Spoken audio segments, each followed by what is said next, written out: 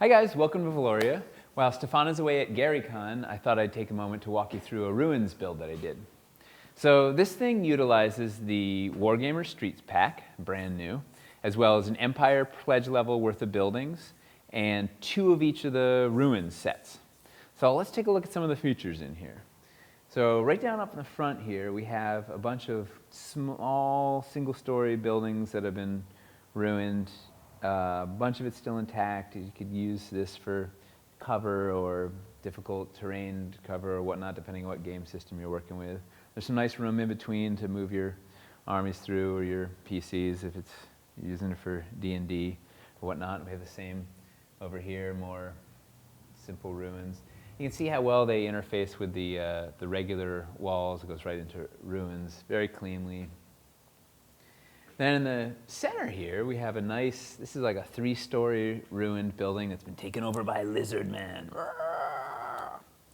And what's fun here is you have a lot of vertical going on. We've got a couple of stories that's exposed because of the ruins, so you can have some really cool ranged fire. Maybe there's a mage up here, or maybe there's a sniper up here or something. You have to get to him, or maybe there's someone in this window and you got to get around from the other side. There's a lot of nice vertical action that can happen here.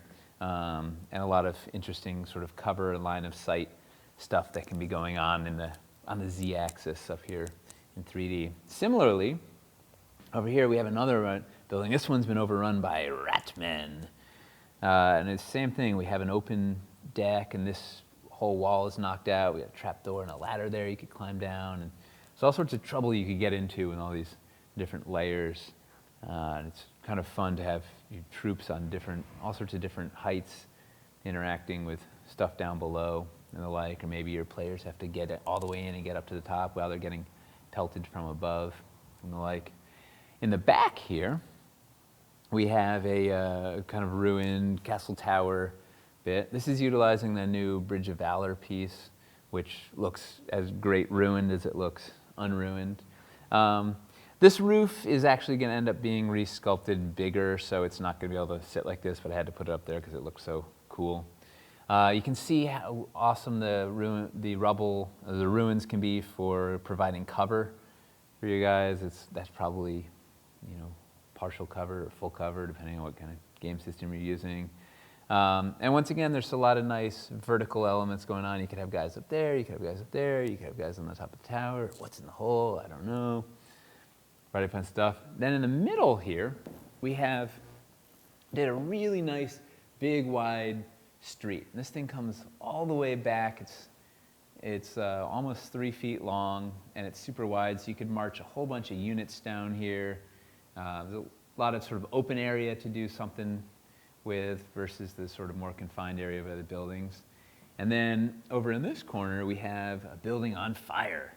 I only had a couple of the fire pieces. It would be even cooler if we had a couple more windows going.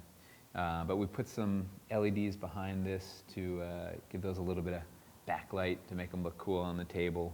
And the same thing, we have a couple of layers going here, some vertical going on, so you could do a cool thing where maybe your players have to get in and get to the burning building before it gets destroyed, or kill these imps before it gets destroyed or whatnot. Or maybe it's damage if you've got your armies moving around it. They take damage if they're around it or whatnot. I don't know, there's a bunch of fun things you can do with the fire.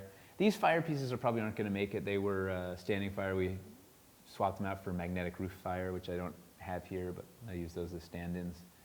So I think there's a lot of fun little scenarios you could do with a build like this. A lot of table space to move your armies around or move your players around. This could be a big combat encounter for a D&D style RPG. Lots of little variation in terrain. You've got a lot of interesting vertical stuff happening. And I think it just looks cool.